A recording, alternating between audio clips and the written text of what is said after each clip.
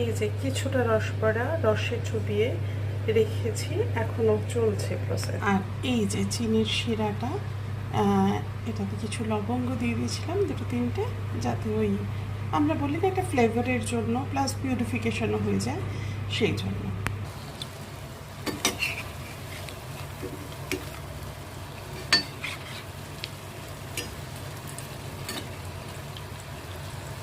আরেকটা মিষ্টি বানাবো, যেমন বলেছি তোমাদের ক্ষীরের গজাটা বানাবো, এটা হলেই ওটা বানাবো।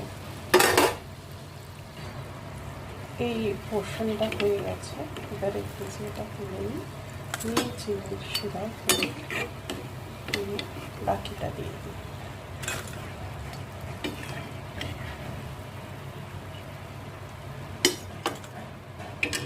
হয়তো অনেকে ভাবছো যে আমি রাইস স্পুন কেন, যে চামচ দিয়ে ভাত দিই কেন সেটা ব্যবহার করছি।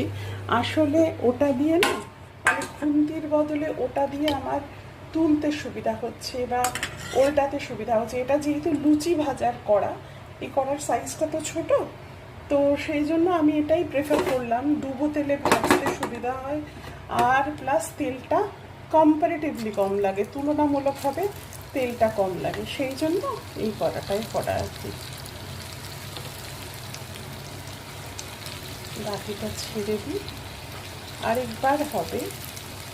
আর আমার মেয়ে জামাইয়ের যে বন্ধুর গ্রুপটা আছে, দুটো ফ্যামিলি আছে, আমরা যারা একসাথে বেড়াতে গেছিলাম, তাদের বাড়িতেও একটু পাঠাবো, ইচ্ছা আছে। এই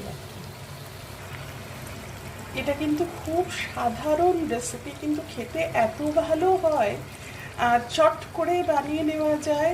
আমরা তো সবসময় বাইরে থেকে মিষ্টি আনাই না, কিন্তু এগুলো করে খরচাও যে খুব বেশি হয় তা নয়, আর পকেট ফ্রেন্ডলি এবং খুব তৃপ্তি দেয় মানুষকে, আর খেতেও ভারী সুস্বাদু হয়। একটু মৌরি মিশিয়ে, ডালটা বেটে একটু মৌরি মিশিয়ে, একটু খাবার সোডা দিয়ে, এক পিঞ্চ নুন দিয়ে দিলে নুন মিষ্টির টেস্টটা ব্যালেন্স হয়। আর চিনির শিরা করে, পাতলা শিরা, এটা কিন্তু মোটা শিরা দরকার হয় না। হ্যাঁ,